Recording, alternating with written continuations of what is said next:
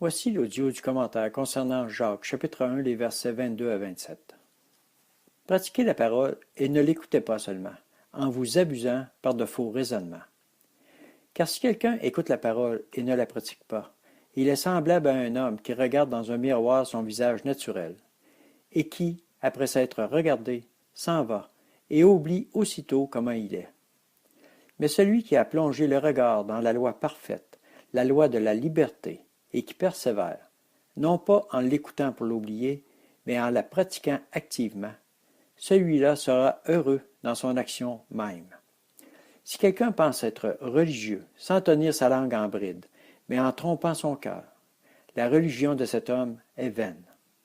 La religion pure et sans tache, devant Dieu le Père, consiste à visiter les orphelins et les veuves dans leurs afflictions, et à se garder des souillures du monde.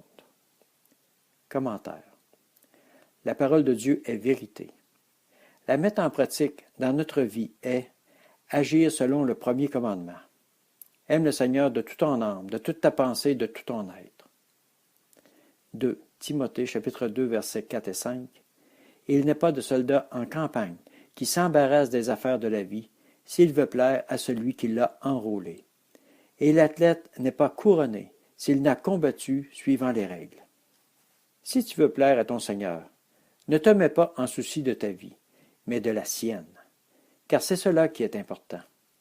Voilà ce que veut dire le verset 22. Pratique la parole et ne l'écoute pas seulement. Car si tu écoutes seulement sans la mettre en pratique, tu suis une religion. Mais si tu la mets en pratique dans ta vie, tu vis une relation avec ton Seigneur. Tu aimes ton Dieu et par le fait même, tu aimes ton prochain. Tu accomplis ce que le Seigneur Jésus nous a commandé dans Marc chapitre 12 et versets 29 à 31. Jésus répondit, « Voici le premier.